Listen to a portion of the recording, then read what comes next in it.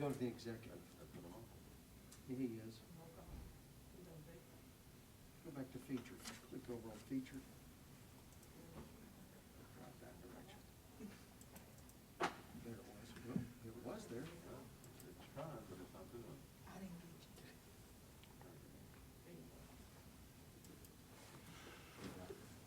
you. It's not showing. You're me. good. You don't have to go on now. You're good.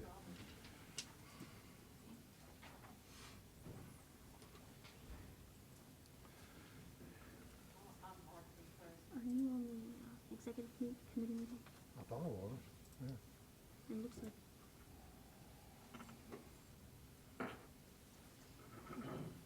Did you get a copy? Oh, that's what I'm saying, we Go to don't. feature. Click on the top one.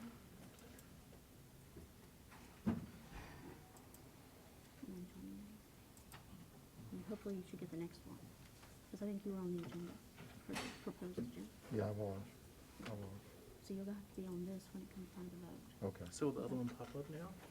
So now you're gonna have to go, if you want to pull the agenda, you'll have to go back to meetings. Right. And go to that. Right. But when it But I comes time thought to we should be vote, getting a roll call here. she already did it, so she Okay. Oh, marked she it. got it, You ready? okay. Okay. We have been present and accounted for, as I understand it, okay. I'm here. Next item on the agenda is the presentations, and I'll ask Dr. Gorey if you would bring us up to speed on the presentations. Thank you. Thank you so much, Mr. President. At this time, I'd like to invite Carolyn Spate-Gonzalez as well as Mary Nash Wood to the podium.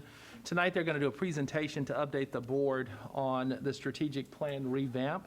And today, their main goal is to update us on a summary of information that we've received from the community. While they come to the podium, I would like to remind the board that in January of 2020, we had began the process of revamping our strategic plan. If you'll remember, last year we had very successfully completed a 5-year plan, and this was an opportunity for us to look at the next 3 years and how we can make sure that we are hitting our strategic goals. Now, in doing that work, we hit March in the midst of the reevaluation, revamping of our plan, and the pandemic happened. So when the pandemic happened, of course, that put our entire plan on hold. Interestingly enough, if you were to find a bright spot in when the pandemic happened, I am glad it happened before we finalized our plan, because when you look at the conversation around things such as equity, access and opportunities for children, the pandemic certainly changed our focus some. And the advantage then being, instead of us taking a 4-month period, we made the decision to take an academic year to make sure that the plan meets those needs that we have for our community and for our school-aged children over the next 3 years. So today they come to present a summary of information from the community, and they will also speak about next steps as we race at this point to a May completion of a product that will be approved by this board. Thank you. Dr. Gorey, thank you for that introduction. Thank you, Board President Albritton and the board. Before I turn it over to Carolyn Spate-Gonzalez to guide you through the presentation, we really just want to take a moment to say thank you. You'll hear it in the presentation, but over and over again, our community members came forward and said thank you for asking for their feedback, for wanting them to be included in this process. And it's not something we see consistently among government organizations. We know that we have a tendency to work in silos and what we know. But seeing so many stakeholders represented in this data, and not only seeing that, but seeing the work that you've done, you've been advocating for many of these issues. You know what your constituents need and what they want, and that's reflected in this data as well. So without further ado, I'll turn it over to Carolyn Spate-Gonzalez to guide you through our community feedback. Carolyn? Hi, good evening, Mr. President, Madam Vice President, Board Member, Superintendent. I'm glad to see everybody back. I haven't seen anybody since COVID. So I think the last time I saw you was when we were having a discussion in a smaller group about this very thing, about the strategic plan. What I'll be doing today, normally I'm in front of you and I'm providing an evaluation. I'm giving you my opinion and what the data shows. Today is going to be quite different. Today I'm reporting out. I'm reporting out what I've heard and what Mary Wood has heard as well. We have spoken either focus groups or via a survey to over 2,000 people. So this is a very large pool of your customers, of your constituents, of your kids, students, teachers, parents. And I'm going to go through now a summary of that. There's a lot more data, as you can imagine, behind this. I have read every single word of the survey. Over 2,200 filled it out. I read every word of it. So if any of you want more detail, we have it. But today is just a summary so that you can get a sense of what we're hearing and then where we're going to move from here for the strategic plan for the next 3 years. So as a reminder, you all saw this when we were, I guess it was back in February, when we met before COVID. This is just you've seen this in multiple of my presentations as well. It's the overview of the planning output for any strategic plan. But the purpose of the slide today is to remind you where we are and what we've done since before COVID, because we have been working on this quite a few months and took a few-month break. So the vision, mission, core values, and goals you all saw at our last time we gathered in February. Approved those, moved on. We've started the metrics, the department initiative, milestones, and the theory of action. What we're going to talk about today is what's in yellow on the far right, the community input, which of course will be integral when we create the meat around the bones of the strategic plan, of the work that you've already done above that. This is the new timeline. The other timeline, as Dr. Gorey mentioned, we would have had the strategic plan to you for approval before this fiscal year, because this fiscal year was going to be the first of the year. Everything got pushed back. So now what we're doing, we will bring you a completed strategic plan in May for implementation to begin July 1 of this year, so next fiscal year. And what we'll be doing between now and May is working very closely with the department heads and the superintendent to make sure that we have the plan, incorporating the input, incorporating your thoughts, and incorporating the vision and the goals and all of that. So we'll be creating the plan over the next few months. Okay, let's talk about the community input process specifically. We held focus groups in a variety of sectors. About half were before COVID, the other half were after via Zoom. And then we posted the survey on Let's Talk that asked some of these same questions and got a lot of comments on that, over 2,200, of which, and this is important, 80% were parents. And that's important because now it wasn't the percentages are more than 100% because many parents are also teachers or administrators or business leaders or pastors, but it's important to know that this was really a deeply parent survey. So we heard a lot from the parents in this survey. And then analyze the input, summarize a lot of information, and then we will talk about the common themes here, and we'll move it forward for creating the strategic plan. So let's talk about the bright spots. This is overall. We'll go into a little bit more detail in a minute. I think most of you all were here, but not all. For those who were here, you probably remember 5 years ago, I worked with Wendell Delaney, and we went out into the community and gathered input for the last strategic plan. I didn't do the strategic plan. I just gathered input to give to the consultants who were doing it. And Dr. Goria, and you all didn't know, of course, at the time that when I did this, 5 years from now, I would be doing the same thing. But it ended up being very valuable because I can give you a comparison of what I heard then and how it's changed over 5 years, which I would say is substantial. And I do believe that's valuable. So one thing that was there last time, but much stronger now, is that you're moving in the right direction. That was the common theme. Of course, you're always going to have complaints, but moving in the right direction and changes noted for the better. Second big thing is when I was there 5 years ago talking to the community, renewed trust was beginning, but it wasn't nearly as deep as it is now. Right now, the trust is just a completely different order of magnitude. And that is because of your leadership, the superintendent's leadership, and his staff. I mean, that's a leadership thing. It's completely a leadership thing. Secondly, as Mary mentioned, they're deeply appreciative of this effort. And they also used a few other examples of how their input is more valued, and very appreciative of this specifically, that you all are asking them what they want to see over the next 3 years in their school district. Very appreciative of that. And then the last one is new and important because this talks about learning, and we want our children to be, and we're all continual learners. The community has moved with you. So 5 years ago, we did get some big conversations about macro issues, but we had a lot of, how the orange is sliced, and I want 5 more minutes of recess, and my lunch needs to be at 10:50 instead of 10:30. And I mean, it was a lot of small things, which, you listen to and you do what you can about. Now the conversation has shifted. It shifted to harder issues because it's much harder to solve equity than slicing an orange. But it shifted to the same issues that you all have been struggling with, working with, and moving towards. And that's important because, again, I credit the leadership with that. I think they see you all doing that, and then they are emulating that. So I want to give you kudos, if nothing else in this presentation, for that, because it's going to take a whole community to turn our, to make our district what we want it to be. So that's very important. So let's talk about some of these macro issues, or let me present to you some of these macro issues that came up time and time again that they want the district to make sure they focus on over the next 3 years. These are the ones I would say you have already in your vision, your mission, and your core values. So they are teaching and learning, came up more than anything else, and it was around, also related to equity, but it was around all students learning and preparing them for the real world. A lot of comments about the curriculum, mostly good, some not, but for the most part, the parents and the people who did the survey and the focus groups don't know a lot of detail about the curriculum, but we just want to make sure our students are ready to go into the workplace or to go to college. Second thing is teachers. Teachers, I think, was the single thing mentioned more than any other word in focus groups or in survey. And it was, I would say, threefold. It was, they are the most important thing that Caddo can do is retain and attract and retain good teachers.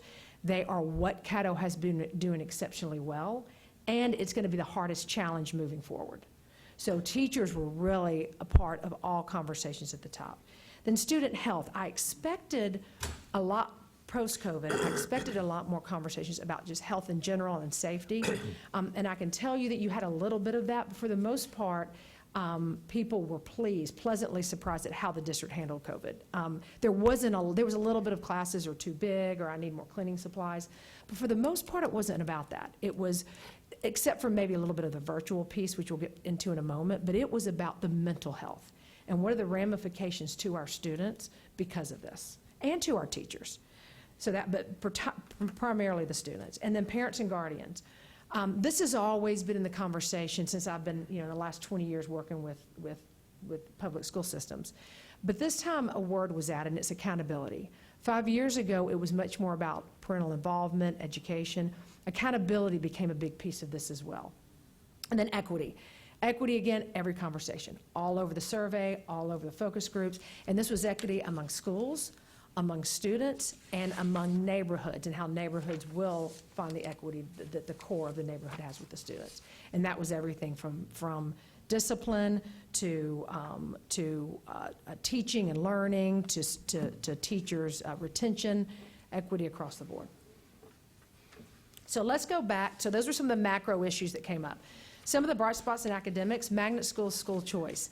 78%, I think it was 76 or 78% of the survey respondents said that was the best thing that Caddo was doing, or one of the best things Caddo was doing. Now, you also had quite a bit of conversation, particularly in the focus groups, about how neighborhood schools are hurting because of magnet. But by and large, the school choice that you all offer and the magnet, either section of a school or the magnet school itself, was seen as a very positive light of the district. Teacher quality. And I'm happy to say that because teacher burnout was mentioned a lot, but teacher quality was something that was appreciated, especially now that they're in front of our students now. Tier 1 curriculum, a lot of the people knew this word. I was surprised, but when they didn't know it, they talked about how the curriculum has changed over the last few years and how they feel like it's stronger. Heard a lot of students actually say that, who I would say was probably one of our best focus groups. That was pre-COVID. And then professional development opportunities. This was primarily internal from the principals and the teachers. They love that you all have put together a very detailed and planned professional development for teachers, why they're doing it, when they're doing it, and what the purpose is. That's very much appreciated. And then just in general, I just put a few examples here, but in general, the identifying and then expanding programs that are successful. Not this too shall pass mentality, which is what I heard a lot of 5 years ago. That this is going to be great, but it's going to pass and there's going to be a new program. Did get feedback, there are too many programs. You're always going to get that. But there was something new, which is I like that the district is expanding and taking time to focus on the programs that are working. Communication was another big piece that I think is tribute to you as well, and that's internal communication has improved. Transparency was probably one of the most frequently used words 5 years ago. The only time I heard it this time, almost without exception, is that there's a lot more transparency. Again, that is kudos to you, to the superintendent, to his staff. They feel, now, they're not sure. I've heard, some of the people were saying that they didn't know that the message was coming from the senior level to the school. That happens in just about every school district and every business. But the transparency is there and the desire is there. Central office more interested. This process is an example in hearing what the internal and external stakeholders say and then doing something about it. And then the more positive stories. I think everyone we all know we have nuggets of genius and gold within our district, and we just weren't talking about it as much. And people appreciate that, see it, and like it. Okay, now this is a lot on here. As a consultant, you're taught never to create a slide like this, but I did it anyway because these are, believe it or not, the most frequently mentioned issues. We have a lot more here, but these are the common themes. And there are a lot of them on here. I won't spend time going through all of them. I'll highlight a few, but what I do want to tell you what we're going to do with this list. We're going to take this list in particular, all the feedback, particularly this list, and when we work with the department heads, we are going to make sure that all of this is discussed and chewed around and figured out what we can do to try to resolve this. So let's go through, it's an inverted triangle, as you can see, and the fattest part of the triangle, I heard it the most. The skinniest part, I still heard it a lot, but not as much as the fattest part. So the learning gaps and students behind, by far the most thing I heard. That was something that COVID certainly made worse, but that was something we've heard all along. What is the district going to do about it? And how? They're scratching their head. We're not sure what to do. What is the district going to do? Because I don't see any end in sight. Teachers, we've already mentioned, mental health of students, and curriculum. We've mentioned those. Those are the four biggest things we heard. Parent-student accountability, talked about that, equity, and teacher absenteeism, retention and coverage. That goes to the burnout, but it's more than that. It's also what's the district's plan to address as these teachers have to quarantine, as they leave because they're burnout. What's going to be the recruitment and the retention plan for that? Communication. Communication was by and large a positive thing, but again, this is speaking to, is the message getting down? Is the message consistently getting down from the school board superintendent to the schools to the parents? Room for this you've probably heard since you've had kids in school, which is too much teaching to the test. Let the teachers have more room for creativity. That's nothing new. Technology, tech support in schools, that is certainly emphasized by COVID and by the fact that we're relying a lot more on technology. COVID, again, didn't come up as much as I thought, except when it came to virtual issues. Everything that from the things you can't control, like internet access, to some of the kids who are quarantined not having a computer. But for the most part, it wasn't around the safety or anything you all had done except for the class size in some cases, which is the next one, class size. Fiscal management. I want to pause here for a minute. This is important. 5 years ago, it was also one of the common issues, I would say, mentioned, but it was different. The conversation was different. The conversation was much more, I'm not sure they're good stewards of our money. I'm not sure that the money's being used well. I feel like there's a lot of fat. That was not the conversation this time. The conversation this time was very much of, actually, it's about 6% of the respondents on the survey said you're doing a good job being stewards of the money.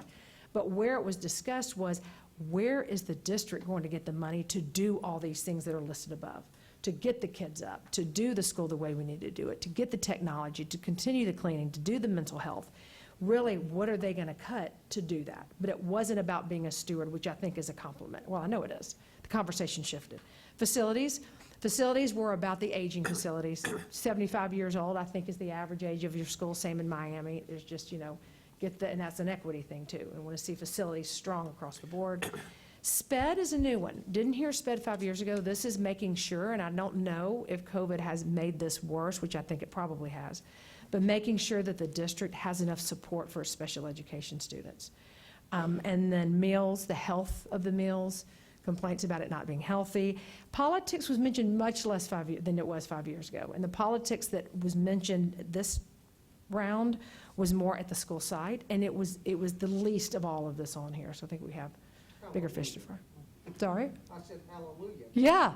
Yeah, I mean, you can really see a difference. You really can see a difference in the tone of the conversation, the metatone, and that's important. That was my biggest takeaway for that. This is the last kind of data slide. This is, I normally don't like pie charts, but I wanted to show this graphically. This is just the survey, so this does not include the focus groups, though it does mirror the focus groups. This shows how fragmented the comments were and what the superintendent, the staff, and what you all are dealing with on a daily basis. But, so you can see the biggest pieces that we already discussed: curriculum, teacher, equity. By the way, this is what the pieces of the pie represent, or how frequently these were mentioned by people, because again, I read all of them. So curriculum, teacher, equity, COVID, parental involvement, school choice, all that. Then on the left side of the pie chart, you see so many other issues, most of which are not tiny issues, most of which are things that you all focus on, superintendents focused on. And then you look at the other category, the sort of the, with the asterisk on it, that's 19 other topics. So imagine if I'm slicing that 19 other ways. So this is just pictorially to show that we have a lot of work in front of us in terms of creating the plan and then making sure that we are solving the issues that need to be solved. But I just wanted to show you pictorially how fragmented and fragmented, I don't mean that in a bad way, but how diverse people's issues are, except for sort of on the right kind of middle part of the pie chart. Last slide, next steps. I already mentioned we'll be working with the departments to create the action steps and the initiatives, so which is just putting meat on the bone of the plan. Assessing the budget implications, because we will bring anything forth to you that obviously cannot be afforded. It's a 3-year plan instead of a 5-year plan, as Dr. Gorey mentioned, and then we'll submit it to you at the first, the plan is now, kind of stop planning anything, but the plan now is to submit to you in the first board meeting in May. So I want to close, Dr. Gorey and Mr. President, if you want to take questions, I'm happy to take them. But I want to. I have a couple of quick questions for Okay. you. Mr. Rochelle, if you'll allow, I'm going to have the committee member, the executive committee member, Tony Nations, go first. Well, that's fine. Okay. Thank you. Thank you, Mr. Chairman. I just want to tell you, Carolyn, obviously you've immersed yourself in this. Kind of know it backwards and forwards, it seems to me. But thanks for an excellent presentation. I'm encouraged by the feedback that you got about the topics that were most important to those who responded. Me too. It was less about trivial matters or problems that are perpetual problems, more focused on the here and now and how we can move forward from the progress we've made to make even more progress in the next few years. So thank you for a great presentation. I'm encouraged.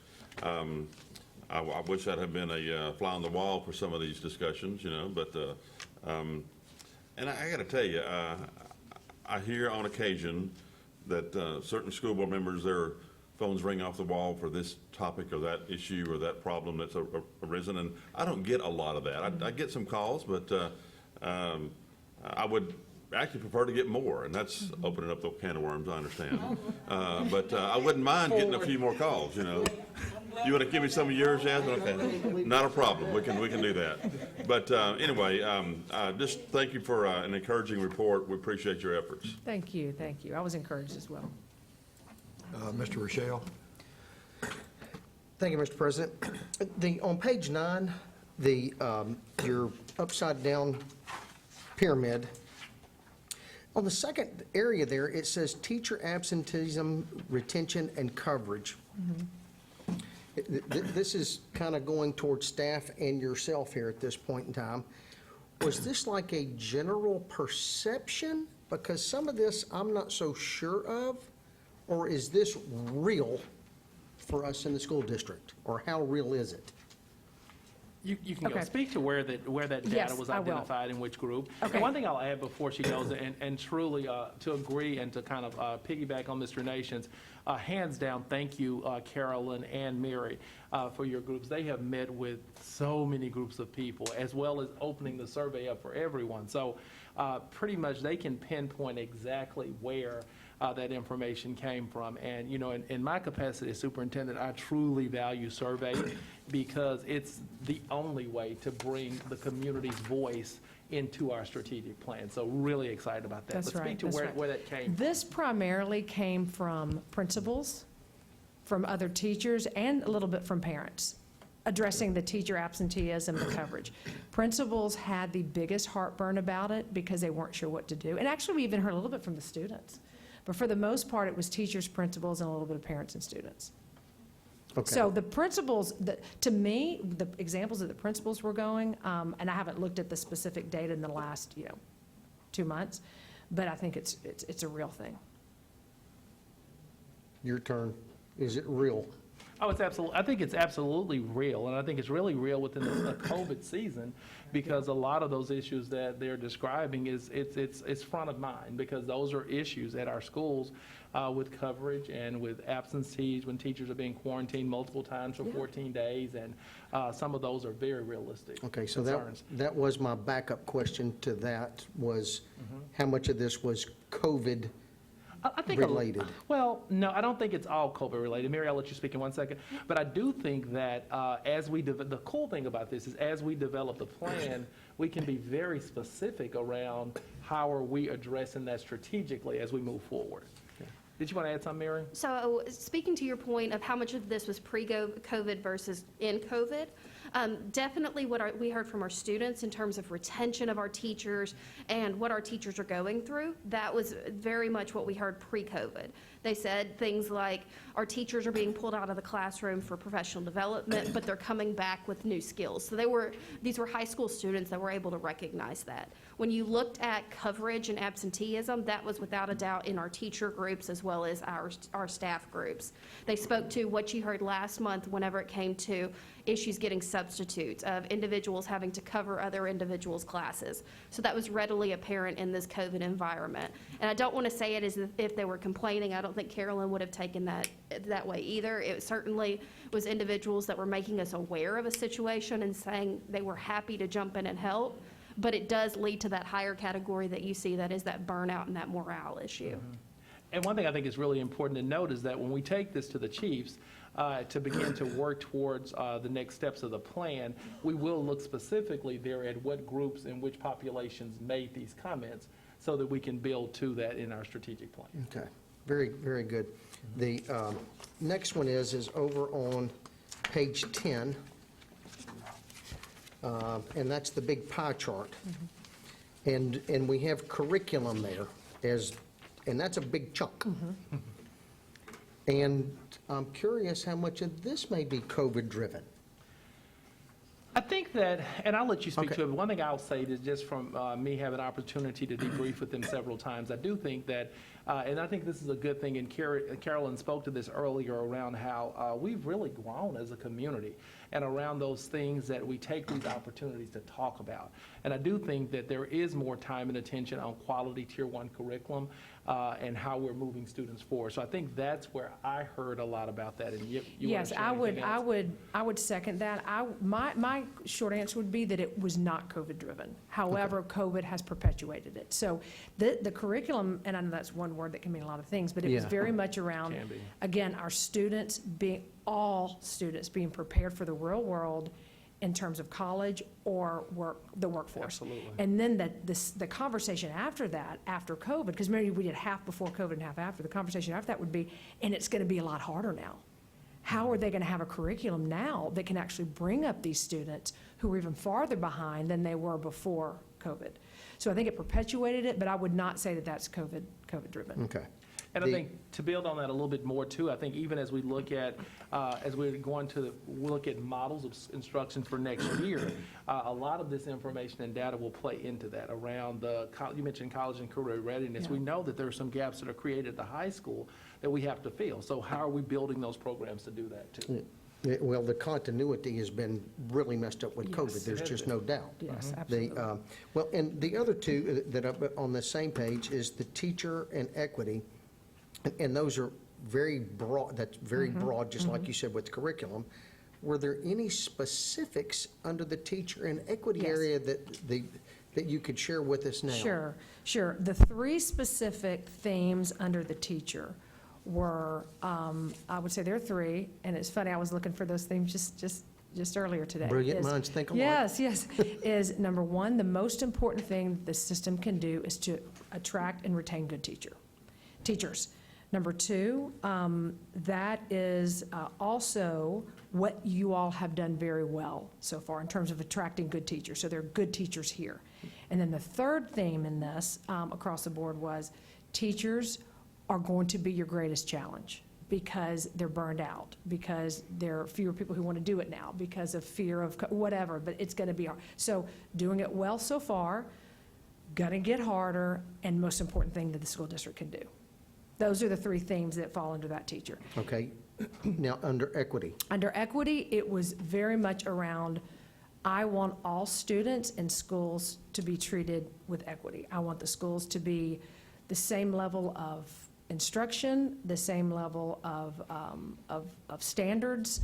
I want discipline to be equal. I want it to, not equal, nobody uses the word equal, but I want discipline to be fair. It was about fairness. I want it to be fair. I want the facilities to look, equal or the same. I want good quality education, good quality facilities, safety, discipline. I want good quality across the board, across the school, whether it's magnet, neighborhood, wherever, middle, high, elementary. I want it fair. That's what all those comments were about. Okay. And this is, actually, this just brings up one other question, is, Mr. Rochelle, if you don't mind, I'd like to move you. this is real quick, this is a very quick one, this Okay. really is.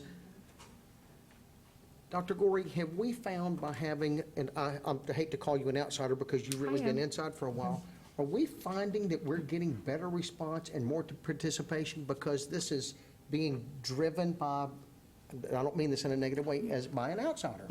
Well, I think more so than by an outsider, it's more, speaks to Carolyn's specialization and how highly trained she is, to do this work. I think that her connection, not only in the business community, but in so many communities, has definitely brought a level of validity to the work that's second to none. And I'm happy that Mary's getting to work with her and, in her role in strategic initiatives around learning some of those skills as we, build forward in the future.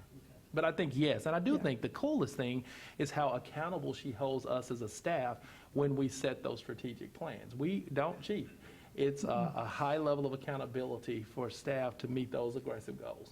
And they're not real happy to see me when it's evaluation time. I've had people, I won't name any names, roll their eyes and walk out of the office when I was sitting there. Yeah. Mr. Little? Thank you. And thank you, Carolyn, for doing this. Have a background in sociology, so I kind of geek out when I see this sort of stuff. I really love it. I've got a question. First of all, for your presentation in May, is there a way that we could add numerical data to sort of enrich this? And then secondly, can we contrast it with the previous information that you've collected? Sure. Now, the numerical data, you mean numerical data on the survey results? Yeah, the numerical data from the survey. Like for how example, many on- said what and that Yeah, kind of you thing? said, Sure. Yes. you had percentages. I think on one magnet schools and school choice, you said there was a 78% Yes. approval. So So you are want you it on the describing slide. more of a Laffer type scale or something as we go through the questions? I don't know what a Laffer scale One is. to like so 1 maybe to that part 5 of or a sociology I ranking wasn't in. scale or something? I guess I was trying to Some sort of numerical value added to it, so, something to quantify it. If it's not possible to do, I understand, but I think it would add a robust element to the And you mean information sort that of you some of the numbers like 78% said this, Yes. 80%? Okay, Yes. sure, absolutely. Yeah.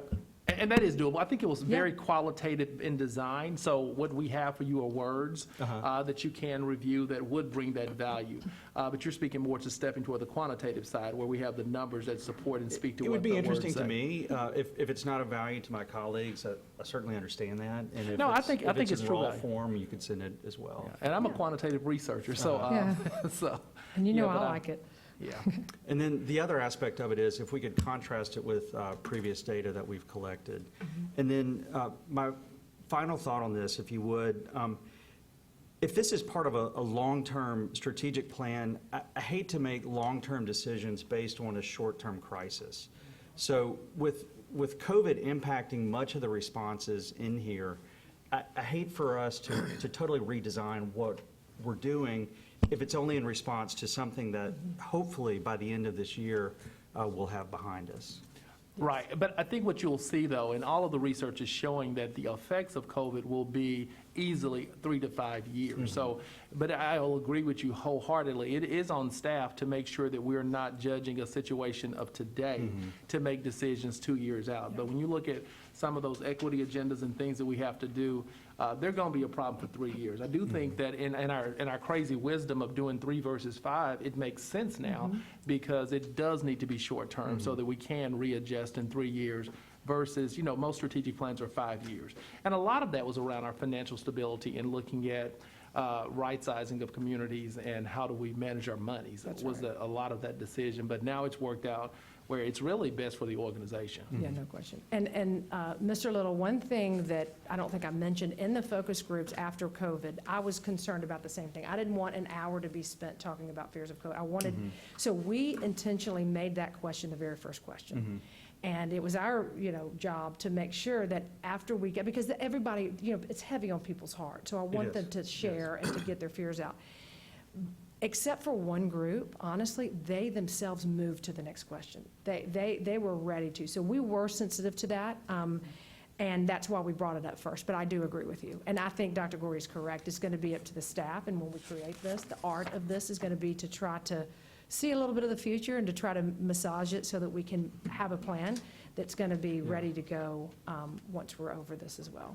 Yeah, and as an example of that, I mean, the first area of concern, burnout and morale amongst teachers and principals, some of that is pre-existing, to be fair, but some of it's been intensified. I'm married to a teacher, and I hear it. Some of it's intensified by the pandemic. I mean, they're teaching in an environment that's very, very challenging, very, very difficult, and many of them are having to adapt in ways that are completely outside of their comfort zone. And hopefully when we get back to a classic educational environment, much of that will be resolved. I hope so. So, I hate to put you on the spot, Mary, but do you have any data that, as you and I have talked about data, anything you can speak to that with data that we took from this data, from this plan? And maybe we did not have data, percentages. What I can speak to is that in addition to what Carolyn has, and Carolyn I have to give utmost kudos to, she went through every single question there ever was with this in terms of individuals. If they had a select top 3 and an other, she read every single other that there was. However, we do have a summary report that from the survey that we can provide that has for each question that we asked, what are the best things that you see in Caddo? What are the areas of improvement? How would you rate Caddo schools if you're recommending it to somebody? We do have that data we can provide to you and send to you in a single file to make it easy to be able to look at with those percentages. Very good. And Mr. Little, I totally agree with you. I often call it the COVID curve to know how much credit to take to or to add to in some situations based on current situation. So staff will be cognizant of that, though. Much appreciated. Ms. Bell? Great report. Thank you. First, this is our second year in this plan, or was it this the first report? Now, we've just completed a 5-year plan. We're operating now. We completed the 5-year plan. Right. This year, we're really operating as a continuation on that plan.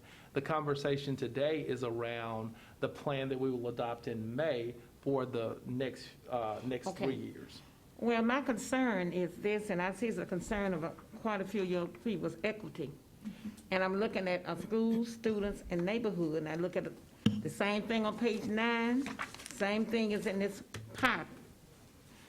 Now, some of the questions that was asked, they asked you on equity. Can you give me just one when they talk about the schools and student and neighborhood? Can you remember any of those? I can. They didn't really ask questions of us.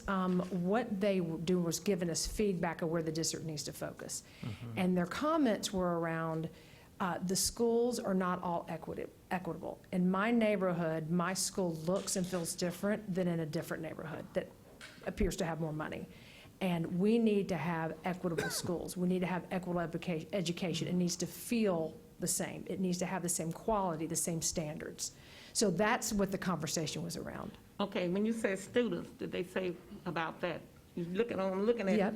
equity among schools is one section, Yes. students and neighborhoods. Students, what? Yes, that really came out mainly from the students. Remember that? And that was around, there were, students are in the schools, obviously, so the students within the schools felt different, that their quality of education was different. So students didn't feel like they were getting the same quality. And then within a school, there was discussion around the magnet kids and the non-magnet kids within a school. So there was conversation within a school among the students, they didn't feel like it was always equitable either. So that was where the student piece came in. So across schools and then within a school, across programs. Okay, one more, neighborhood. Neighborhood, sorry? Oh, neighborhood, oh, am I going too long? Okay, neighborhood was, the conversation was a school and the students in the school, particularly with the neighborhood schools, they are going to affect the neighborhood. So if you have a broken down facility in my neighborhood and you have a school that no one wants to go to, then it's going to affect my neighborhood. And my neighborhood is not going to keep the people who are the high talent in that neighborhood. So that's where the equity piece hits the neighborhood as well. Right. Okay, so, and talking to you and Dr. Goldberg and everybody on this, okay, now, if we know some of the problems, sure, that's not all the concerns they had about these different equity. So if we're complete, now what will we do to correct some of these things? Do we have, Right. that's what I want to know. And one thing, that even among in the our students. wisdom before this, our theory of action that we've developed, which is driving all of our work, and that's the thing that keeps us all honest. Equity has always been what we knew this plan would be about. I think it's very, we did, in that 5-year plan, we did tons of work around equity and providing opportunities to families in all schools. I think this plan is an opportunity for us to be a lot more deliberate and a lot more transparent in what that equity looks like. And that's what I think you're going to see from this plan. And I do believe, when you look at things like access to high-quality internet, when you look at things like access to technology, which is, those are just like the new running water. How are we making sure that all of our children have that? Speaks directly to some of the big equity things that we'll address in this plan. And just to say this, you're right, because what I'm thinking, equity didn't come during the pandemic. No, it's always been an issue. Equity been here. But it certainly was magnified. That's through the right. And what pandemic. I'm saying, I'm glad we're transparent on this, because we know it's a problem. Yeah. And we know that we will be answering this problem. And like you said, maybe the word equity, some people run away from it. I'm not running away from it. I don't think none of us are running away from it. I don't But think we so. know it's there. We know we need to deal with it. And you look at all these, I'm sure they brought equity up, so thank you. Yes, you're Being welcome. transparent, Right. and we need to be transparent, and I know we are. And Ms. Bell, thank you, and I certainly agree with you that equity has always been an issue, but within this administration, one of the things that we solved in the last strategic plan was, a simple thing, was access to high-quality curriculum. Every child in our system uses the same Tier 1 on-grade level curriculums, and that's across all schools.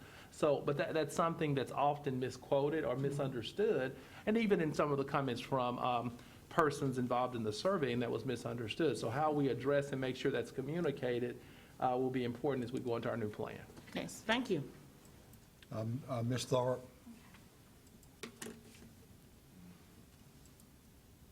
Give me just a minute. There we go. All right, thank you, Mr. President. Got it, ma'am. Hi, I'm new here, but I will say that coming off of just the campaign trail, that I could probably come up with my own data, just the stuff I've heard. But let me ask you this, because since I am new, what is Let's Talk? Take that one. Yeah. Okay, She knows all about it. okay. So as part of our previous strategic plan, one of the initiatives that we were looking for is a way for our stakeholders to be able to communicate with staff and get information in real time. It was something that was actually brought by Board Member Rochelle as an option years before we even put this into the plan. So it's something that has been in the works for some time. We researched several different communications toolkits, and there was nothing comparable for school districts as K-12 Insight and Let's Talk. It is a program that you can find on our website as well as any school website that you can go in and say, I have a question. And you put in your question, and it immediately fields on the back end to those that are responsible for that task to give you insight, and then you complete a survey to say how we did in customer service. We use that feedback to say, how can we improve professional development? How can we train individuals in how to answer these questions better? But we also look at what are the questions you're asking the most that we could answer easily on our website and haven't done yet. The next phase of this work, I'm actually working with Dr. Gorey now to expand K-12 Insight in our current agreement with them to allow for it to even have a chat feature. So in real time, individuals don't have to wait a business day to get a response back. They get it in real time to be able to address their needs. Okay, so it's from the Caddo Parish School Board Yes, website? yes. Okay. And then my other question is, on page 6, teaching and learning, when you say, and I think we kind of touched on this, but prepping all students for the real world. So that is a path towards college or a path toward a career, technical? Both of those. As deciding, like, kind of like which one or the other kind of Well, thing? no, it was more that the school district's responsibility is to prep students for either college or career. So if a student chooses not to go to college, we have them prepped, or we all have them prepped to go into a successful career to give back. So it was either or, not just drop off with no skills Right, to get a job or to go to higher education. okay. But that was the talk of technical also, I mean, a technical, Yes, okay. yes. All right, thank you. Mr. Mail? All right, thank you, Mr. President. On page 10 with our chart, we asked questions about all the areas, but with other, was there anything in there specific that we need to be aware of as a board? There wasn't anything, and I don't remember the 19, but those 19 were mentioned one time. Just one You time? know, so, and it wasn't anything that rang a bell as Bell. anything. Those tended to be a little bit more micro, a little bit more, I'll give you an example, you know, we need to bring God back in our schools. Oh, You know, that's okay. not something you can do. So, and there was one, you know, it was that kind of thing that doesn't, You know how That's to back all. up a little bit. My Okay, God, save me. all right. But that, I knew that we would probably get a lot of input as it relates to COVID, but with the virtual, we made so many different efforts, especially with our staff, to make sure that this works. And then we see ourselves still in a position where we need to make improvements as it relates to the virtual education, because if you see a child in Walmart and you see 2 or 3 of them with their mama, you know they're not virtually doing nothing. So you start wondering, what can you do to make sure that we get the children in a learning position? So these are things that we'll be focusing on, right, Doctor? Absolutely. In fact, Okay. kind of simultaneous to this work, Mr. Burden and his team are doing an incredible job of building out what those plans will look like. All of that will marry into this plan. And I really do believe, as we look at timelines, and we look at, you know, schedules for vaccines, a lot of these things are going to still be relevant, at least in September. So that's how we're building that out, and it will be a part of this plan. Well, I don't think that. It's quite a bit of ground to be covered in between now and May. Okay, now this question might sound a little funny, but there's an EAP program still in effect in Caddo, isn't it? Yes, ma'am. Okay, now, do we sometimes feel that staff members or we should find a way to make sure our staffers are taking, Absolutely. Yeah. That we're Using- taking appropriate mental support and supporting our, thank you. yes, we do. In fact, we use Will Jones in that division all the time. And again, one thing I'll remind the board is that, and we spoke to this early on, that when we started ACES training, Adverse Childhood Experience, we learned that a lot of our teachers were still dealing with adverse childhood experiences. One thing the pandemic taught us, especially the stay-home part of that, was that alone time was a chance for a lot of our teachers to explore some very dangerous areas and things that they may have been struggling with. So that too will, you know, is a part of that whole holistic health of our organization program that you will see as a part of the plan too. okay, now, when we get through with burnout, now, what happens with the 12 members of the board? You know, if we get to a point of, When you need to go see Will Jones.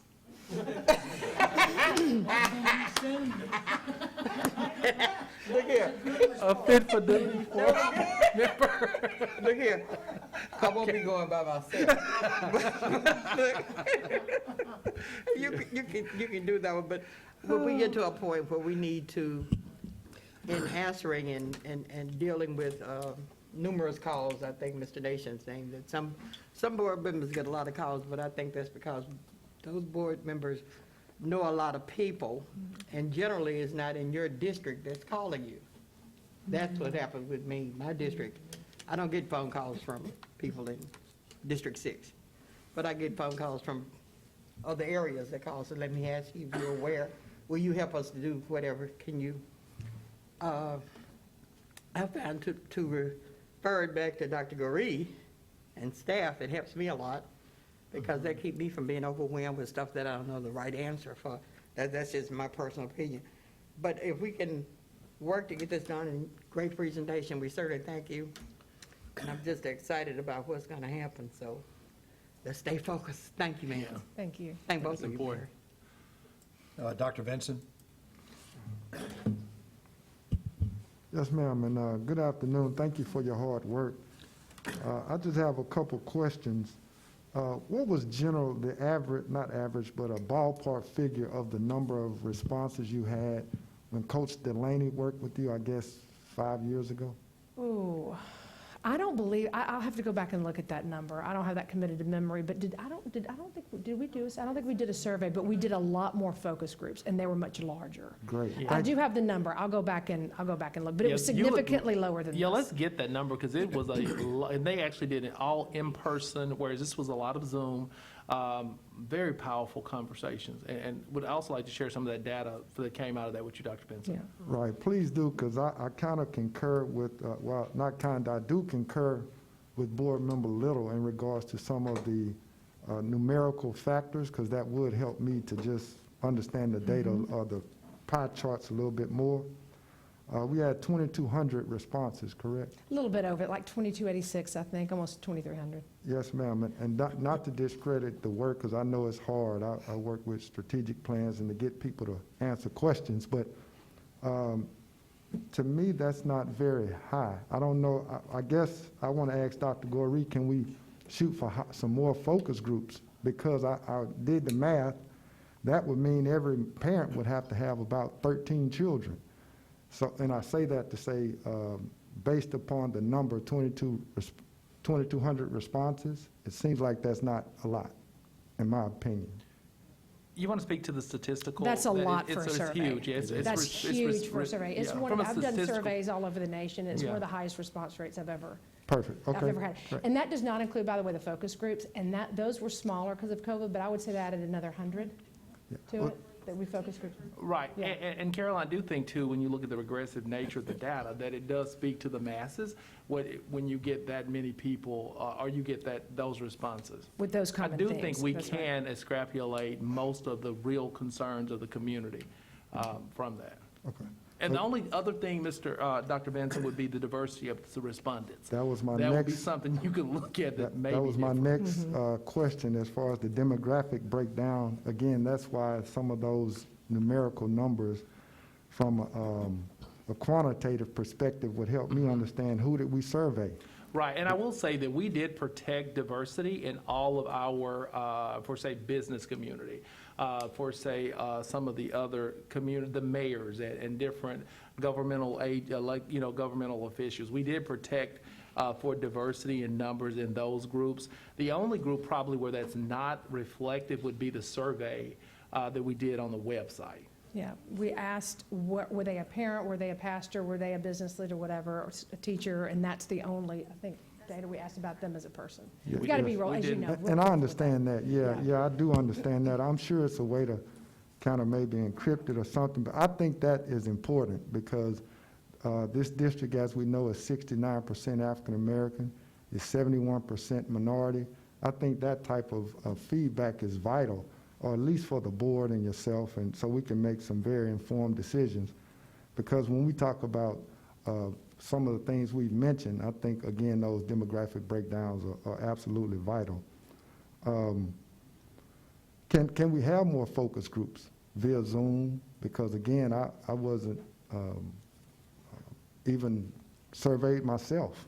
So I'd like to ask, is there any way we can have more focus groups from a Zoom perspective or survey? Or when is the cutoff? So what I will say, and we can speak about that, is that, and you're right, you were not, we did this work with the board. The board was the first group that we worked with in February, pre-pandemic, so you were not a part of the board at that time. So we certainly can make sure, and we need to make sure that we capture the voice of those new board members. We can do that. It is our thought, though, that we've been doing these small groups all year. And I think we've exhausted a lot of those people. But if you'd like to meet with me around a group that you'd like for us to meet with, we certainly can. Maybe find time to do one or two more. Sure. Yes, sir. I want to lighten the mood a little bit. I wasn't on the board, but I was in the community. I didn't get it over my email. I didn't get it. You know. did. You actually, and see, that's the good thing about Let's Talk. Everybody got it. It went to everyone. Everyone had an opportunity to complete the Let's Talk part. What method? I may have missed it, and I'll Oh, yeah, it admit was to sent it. out through email, through social media. It was pushed out for anyone in our community to do it, even if you didn't have children in the system. And that's the beauty of us doing Let's Talk. Yeah. Now I'm curious, when was it sent out? You want to speak to that, Mary? Do you remember exactly when? Yeah, it was mid-January. We sent it out in mid-January. We sent it out through J-Campus to every family member. We also sent it through social media to all of our, we used all of our social media platforms, as well as we used our news media partners. So we partnered with all of our media outlets to send the survey out through their organization. So we were actually able to partner with organizations such as KTAL and KSLA, who did push notifications as part of this as well. So should I just check my email, or I don't know where I should? I don't know. I'm being serious. I'm being absolutely serious. Should I go to my email, or, because I didn't get it over social media, I know. We It should have been in your email. Yeah, we tried to do it through numerous ways to be able to meet stakeholders, so one of those would maybe hit, but we know that there's still work to be done, as we saw in the community feedback in terms of communications, of still trying to find those holes and being able to reach. Gotcha. Okay. Yes, ma'am. And I'll go back again. I may have received it and just looked over it or something. Last question. Can you explain, I saw on page 9 also, where learning gap among students was indicated. It was in the big piece, but it's not indicated on the pie chart. Can you explain the? Well, the pie chart is only the survey feedback. So, and that, the learning gaps are part of the curriculum as well as the equity piece, as well as the low-performing students. You can see that one there as well. So that kind of the way that the words were in I had to read the other comments to make this chart. The way they were, they kind of spanned across a few of the pies. But I can tell you that the learning gaps among students is throughout the survey. I mean, Right. It's throughout the survey. Maybe they put it under curriculum, or maybe they put, and you had to kind of pull it out to rank it and to put it into a category. But it is throughout. It is throughout the survey and the focus groups. Okay, yes, ma'am. This is a statement, and I'm done after this. It was made reference that a Tier 1 curriculum kind of was one of the things that evened the gap. That's hard to say because, again, what about the proper teachers in the classroom to implement the Tier 1 curriculum facilities? So I think it's an equity piece that we really need to tackle, Agreed. not just talk about, but tackle. And this definitely isn't directed to you. Your mic's red. Yeah, So, yeah. No, yes, I agree ma'am. with you. I So I agree. just wanted to say that, and it seems like we can't have any more focus groups. No, we can, I said we can have focus groups if you yes. tell us the groups that you'd like us to focus on. I bet you anything you think of, we've met with them, though. Yes, sir. Thank you so much, and thank you for your work. Okay. Okay, I don't have any other additional speakers, but on behalf of the board, speaking as president, I really appreciate the effort that went into this. I can appreciate the quantity of over 2,200 responses. I know when people think about a school system of 37,000 students, you wonder, well, how does this work? But I'm also aware of national surveys that are made up of some 1,300 to 1,400 samples. Right. And if we've got the right cross-section of our community, it does truly reflect what's out there. But again, I know what it's like to sit through focus groups, and I appreciate the other being such a large piece of it, because there are some individuals that speak out, and sometimes it's relevant, sometimes it's not. But in alignment with this program, we're working on another board retreat that's more board-directed than superintendent-directed, okay? So Dr. Vincent and the others that have some concerns we'll be able to bring that maybe to a little bit tighter focus for the school board itself.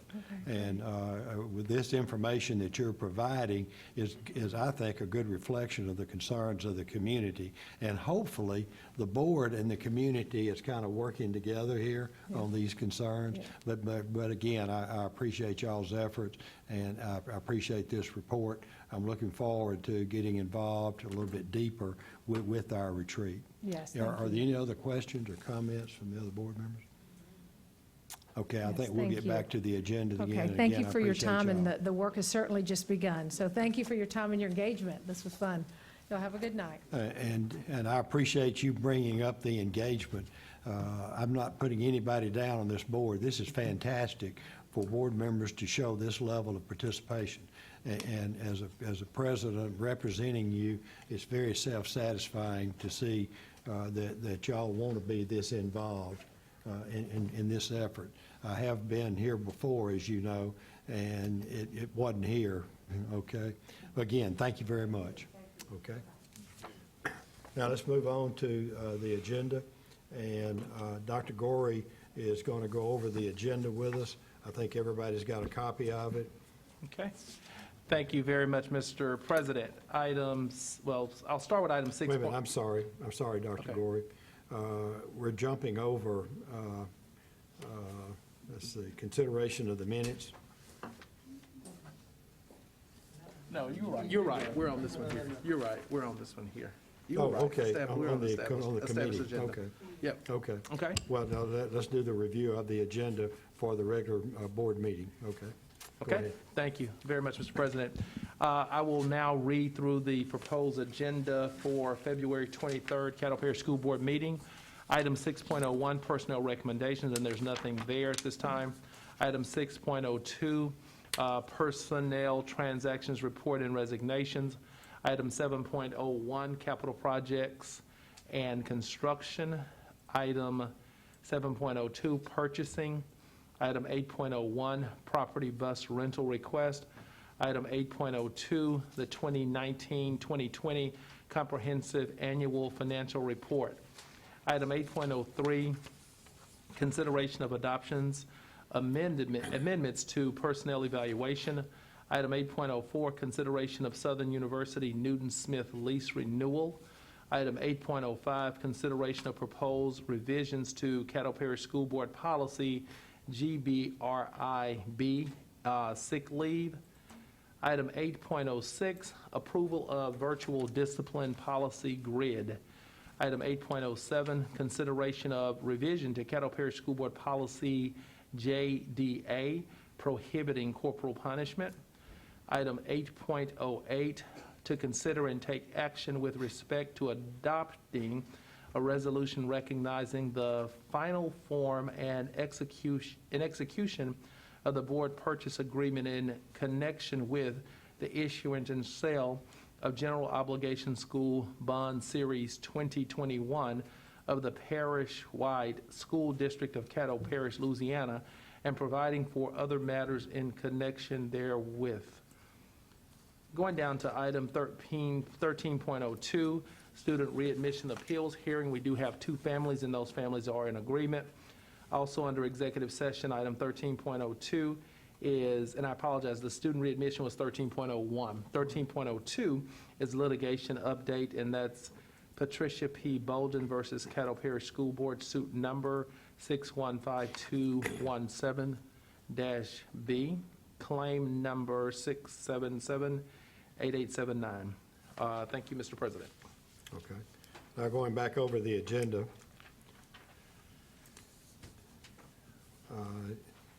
we would drop down to bids, 7.01, capital We got projects. 6.02. Or, excuse me, 6.02, personnel transactions. Consent? All right, 7.01, capital projects, construction. We really don't have any items under that category right now. Right, Mr. President, we do have 3 bids that will go out. Oh, okay. That's Ridgewood Roofing, BTW Restrooms, and Herndon Septic Tank. And, I'll agree, those bids have not been opened yet. Okay. So we'll leave that open until we get the reports? Okay, okay. And then 7.02, purchasing. There's Consent. Mr. Rochelle's on the board. Okay. Mr. Rochelle? I'm going to go back to a question that I asked on a previous, because we have these matrices that we use to score. And of whether or not proposals or bids are being issued, and I'm still not so sure about that. I'm going to leave that alone for right now. Here's my question, is what was the dollar amounts that were from the other bidders on this? Do we know what that number is? I see the raw score, and I see the one that had the highest raw score was awarded for $324,000 or whatever that amount was. Do we have $334,000? What were the bid amounts on the other two? Are you on the E-rate section? Yep.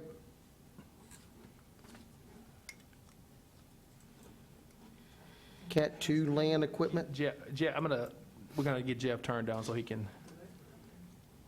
Is Galette here? There's Galette. Come on up, Miss Galette. Come on, Sharon.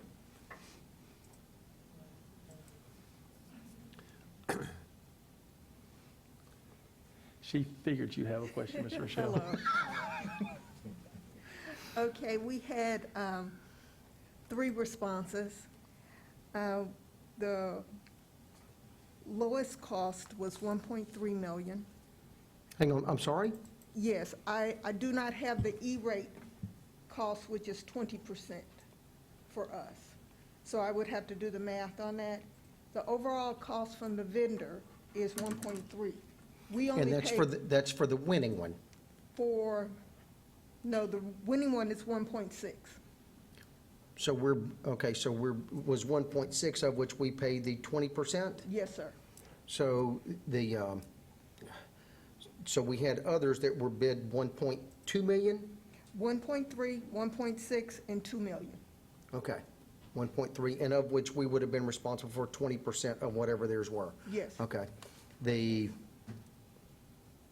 Okay, all right, you've answered that question asked, question answered. Next question. Is on the matrix of scoring, I see the WQ, that's the weighted score, okay? And so when I look at an eligible purchase price, that it says that it's 30% of it, and then when you do the weighted score,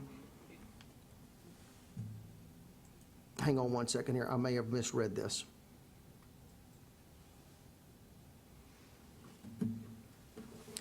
And I did, so never mind the next question. Okay. I got the numbers dyslexic from one to the other. Never mind.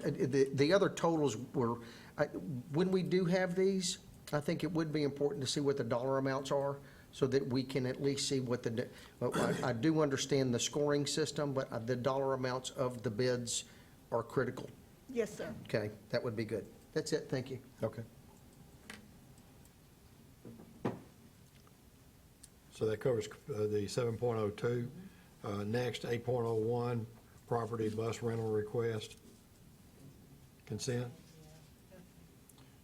Comprehensive annual financial report. I suppose that would be left open, right, for the report. 8.03, consideration of the additional addendum to the personnel evaluation plan. Consent. Okay. Consideration of Southern University Newton Smith lease renewal.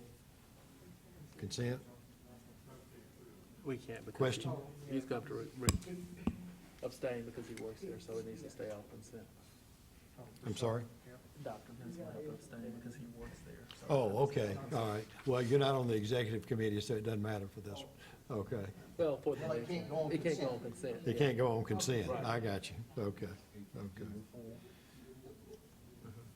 Open then, all right. Consideration of the proposed revision to Caddo Parish School Board Policy GBRIB sick leave. Any questions? And what I will speak to is that this is the response to state law, And what this does is it now makes it so that a physician's assistant or a physician's assistant or a nurse practitioner can provide health services and can make decisions around persons being on leave. And again, this is in support of legislation. Okay. Moving to 8.06, approval of virtual discipline policy grid.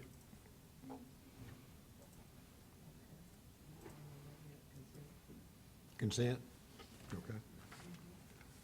Consideration of revision to Caddo Parish School Board Policy JDA prohibiting corporal punishment. Okay. And then 8.08, adopting Mr. a Little has a resolution. question, I think. I'm sorry? Well, anyone can ask questions. That's all right. Punch the button and I'll open it up. Okay, Mr. Little? Dr. Gorey, if you don't mind speaking to this particular issue? No, not at all. I think that when we start looking at corporal punishment in our school system as a way of changing behaviors, we've done quite a bit of work around adverse childhood experiences and some of the situations that our children are facing at home. And we're at a point to where we know that there are other options other than physical harm that we can do to address those behaviors. I think most importantly, and when we worked with legal on this, in 2017, the law was changed to where students who either are special ed or 504 you cannot use corporal punishment as a consequence for a behavior. So you could very easily have two children do the exact same offense, and one child qualify for corporal punishment and the other one does not. I do think our administrators, and if you look at the data, I'm really supportive of the decrease in the use of this practice over the years. And I think when we look at studies like the American Academy of Pediatrics as well as the American Psychological Association and look at what their data shows around this, it's time for us to move away from this completely. Really happy that we're working toward those restorative practices, those social emotional platforms, those things that we will do now in our school to replace this. But again, I think it's important to note that this is by far not being utilized in large numbers in our parish. More or less an artifact.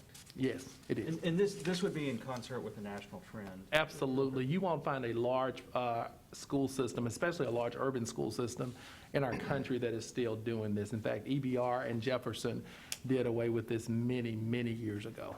So Thank you. it's definitely in concert with what you see in large urban systems. All right, and then next move on to 8.08, Was that the consent? resolution adopting the quote for, or the going out for the final form of the general obligation bonds issued in 2021. Okay. Consent. Okay. 13.01, you can put that in consent too. I'm sorry? The 13.01 can go on consent. 1301, student readmission, that we've already had an agreement there, so that would go on consent. Okay. Okay. All right. So going back over, beginning with 6.02, I'm showing consent. 7.01 is open, so it'll be considered as separate. 7.02, consent. 8.01, consent. 8.02 would be an open item. It won't be, it'll be discussed. 8.01 can't, I think there's, because of Southern University, was that correct? No, No, that's we're a not there different, yet. that's a different We're one. not there yet, yeah. 8.03, I have as consent, consideration of an addendum to the personal evaluation plan. 8.04, I'm showing as open. It has to be voted on by the board as an individual. 8.05, consideration of proposed revision to the policy. 8.06, approval of the virtual discipline policy. 8.07, consideration of the policy JDA prohibiting corporal punishment. 8.08 is also on consent. And relative to the resolution regarding the bond issue for 2021. And then 13.01, student assignment, is also on consent. And then we'll have the litigation update that'll be handled separate It won't be on the consent. Okay. From the committee members, I'll accept a motion to approve the proposed agenda and the consent agenda for the February 23rd meeting. Chairman, I move approval of the proposed agenda and the consent agenda for the February 23rd, 2021 Cadillac Parish School Board meeting as presented. I'll second it. Okay, we have a motion by Board Member Tony Nation and Board Member Jasmine Green, second, to accept the proposed agenda. Any discussion? Okay. No. I was looking at all this stuff. Okay, you have the vote in front of you. Ask you to vote for it at this time.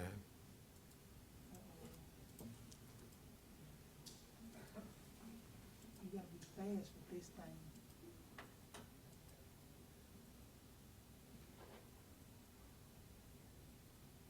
Okay, motion passes.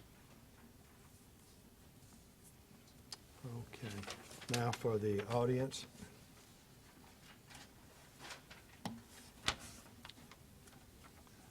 The Caddo Parish School Board welcomes your input and comments as we poll the audience regarding items that are the subject of the upcoming board meeting.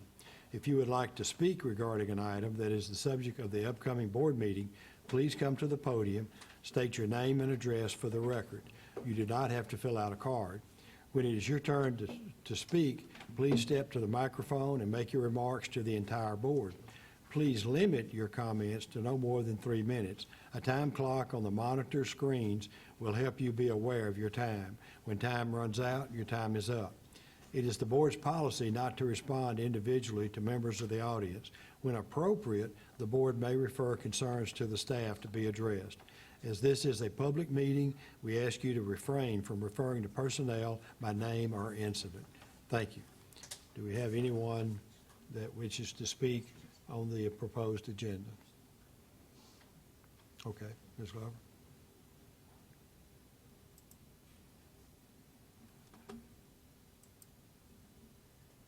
Glover, 9100 Walker Road, apartment 121, Shreveport, 71118. I'm going to speak to the presentation itself. Back in December, I believe the conversation was, or the statement was made, we're going to have a plan for you to be able to see that we're actually dealing with those issues that I continually bring before this board. I didn't hear that plan tonight. I don't know that it is a part of the revamping of the strategic plan. If it is, I'd like to know or get a copy of that plan. We have thousands of children still disadvantaged no matter COVID. And we have to have something in place to address those ills. No matter that we have students that are successful, and I'm grateful for that, but we have too many that are not successful. And that for me says we need a plan. We need a plan specific to the issues that were brought before you. Equity across the board. It's kind of hard to have equity across the board when you're already disadvantaged. If a child can't read, what is equity across the board? Do we start from the beginning? What do we do really to get them where we need them to be, to become good and sound citizens in their future lives? Even today, I have said, and I will continue to say until things change, that I stand here for children, the students of Caddo Parish. I am elated that we have so many students achieving in Caddo Parish, but I'm not elated because we don't have as many children, thousands of children that are not. You know, we want to showcase the good, but we can't forget that showcasing the good doesn't tell me you're dealing with what is not so good. So I'm asking each of you, since you all are the voices for stakeholders, for taxpayers, to help us to gain ground whereby I don't have to continue to tell you about what you already know. I listened and I wondered, how many have really read a lot of the information that you all put on consent today? I just wonder. I read it. That's why I can ask questions. But I want us to understand, I am not your enemy. I am a concerned citizen who has been in this system, but out of the system as well, who has seen very little change with those students that I keep talking about, those that attend 30 or more schools that are not ranked as one that I would want to send my child to if I had children still in this system. So I want you to think about that as you take your evenings and take your leave for the day and say, what is it that we can really do to change the dynamics of what has not changed in more than 20 to 30 years? Thank you.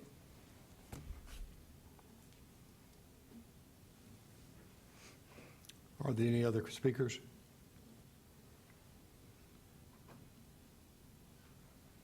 Okay, are there any announcements?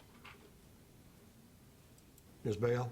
Okay, two announcements. Number one, that I don't think I have to say anything about the retirees and their enrollment. We're going to get a card out. And just to say that for all the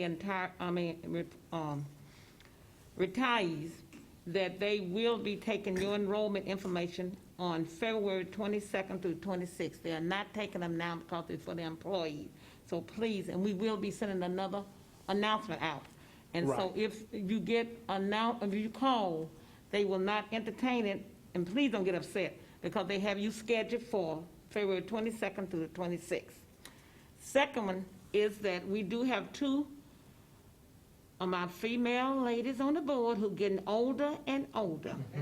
Happy birthday, Christina. Yesterday was her birthday. And happy birthday to Miss Trammell, who tomorrow is her birthday. They're getting old and old. Okay, okay. That's Ms. Thorpe? I guess I should say thank you for that, even though you called me old. That's okay. Trying to find out if that was backhanded. I know. It beats the alternative. It does, it does. I'm happy, I'm happy. I just wanted to say that we had a good community meeting about the future of Arthur Circle about a week ago, and appreciative for those community members that turned out for that. And I also would like to have that future of Arthur Circle moved to the long-term planning committee. Is that the correct word for it? Can we do that? Right. Can we So push we that to would either committee? go there or building and grounds, and we'll visit on which committee would be. Let's move it to the Building and Grounds Committee Building and and ask them to discuss it as to what the future might be. Then it would go to long-term planning. So that first. Right. Thank you. Ms. Thorpe, that's all, okay. Mr. Little? Mr. President, I was a little salty about Magnolia Charter School, and I ran into a board member from the charter school this morning, and she invited me very kindly to visit the campus. So I think I'd like to extend that invitation to my colleagues on the board. So the morning of February the 11th at 9:30, if you'd like to tour Magnolia, I'll be there, and I think somebody will be pulling me around by my ear. So February the 11th at 9:30 in the morning.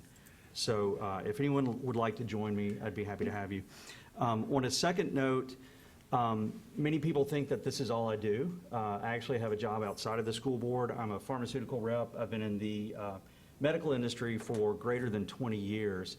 I was a little shocked when the survey came back that only 50% of our employees wanted to receive the vaccine. I wanted to speak to that just briefly and say that I've looked at the package inserts for both approved vaccines. Out of all the medicines that I've been trained on, I'm envious of this one. It's extraordinarily effective, extraordinarily safe. There were 70,000 people in those two trials. And to date, we've had over 6 million people vaccinated in the United States. I think about 400,000 in Louisiana. So if that opportunity arises, please take advantage of it. I think the only way that we will get this pandemic behind us is if we begin to get very high numbers of people vaccinated. I know many people on the board are at least partially vaccinated. We're all still here. I haven't grown a third eye or a tail. So it's safe and it's effective, and if you have that opportunity, please take it. Dr. Benson? Thank you, sir. We were reading each other's mind on that one. Just want to thank each and every one of you all who reached out to myself personally in regards to my mother. She is recovering wonderfully. Good. She did have COVID and double pneumonia, but she is transitioning to a acute rehab facility on today. I got text messages and calls from so many people, and just wanted to personally thank you on behalf of her and myself. Thank you all so very much.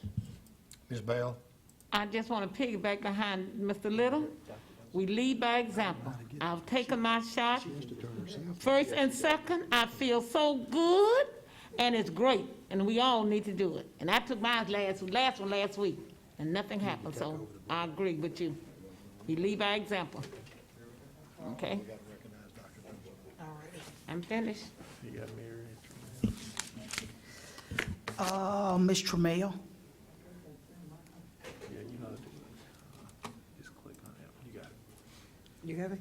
Okay. I just want to say thank you, Ms. Bell, for recognizing our birthdays, but I wanted to say to Mr. Little, I want to say, I'm one of the people that waited till Dottie took her shot, Oh, what?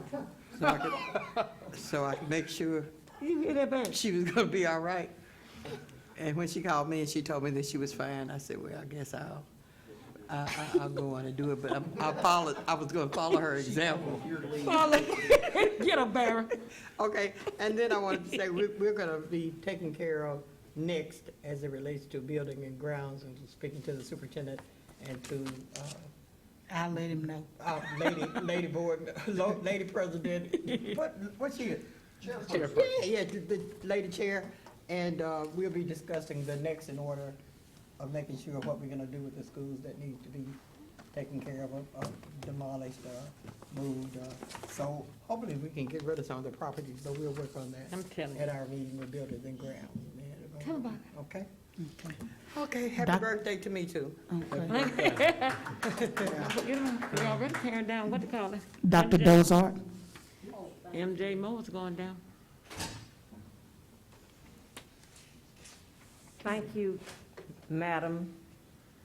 On one occasion, I did mention that I had developed a plan, and it might have been misinterpreted because it was a suggestion. I still have a plan, but it's not really what I would say ready to be presented. Thank you. Mr. Rochelle? I'd like to say thank you to the board members here that have volunteered and have gotten their vaccines, and dang, I'm not old enough to even get one yet. Y'all must be old. Oh, did that jump out of my mouth? Oh, Mom. But with that being, I am getting ready to have my third grandchild, and it will be a granddaughter, and y'all are going to make me cry when I talk about my grandkids. Yeah, anyway, my daughter is very efficient, and she has planned the birth for March 3rd, so I will not be here March 2nd. So I will be there for the birth of my grandbaby. All right, okay. Thank you, guys. Congratulations. Thanks. Ms. Green? Let me, because I'm gonna adjourn one. Oh. Okay. Well, why do I want to acknowledge anybody else? We have a motion on the floor here. No, I was gonna let Mr. Mayo speak. Oh, speak first. Okay. What's that gotta do with Okay. Mr. Mayo? Mr. Rochelle, thank you for reminding me. This card is from my grandbaby. And I want y'all to know that Cato is doing a good job. Her handwriting was, there's a word to describe it. But she wanted me to see that she's been taking all of this time, and she's improved so much, and I'm so proud. And then she told me at the end, today when she called, she said, I got something for you at your office. She said, I want you to look at the card. I want you to look at my handwriting. Y'all, she is doing so much better at it. And I think it's because she's a little more confident, but she's doing a good job. So Great. I just wanted to give you all your kudos. So thank y'all. Thank you. Yes, she can write down. Ms. Green, Move to adjourn. Mr. Tony. Okay, I have a second. All in Those favor, are the please words of vote. those are the words of my predecessor. Adjourn. Meeting adjourned. Can I see you? Who me? Yeah, no problem.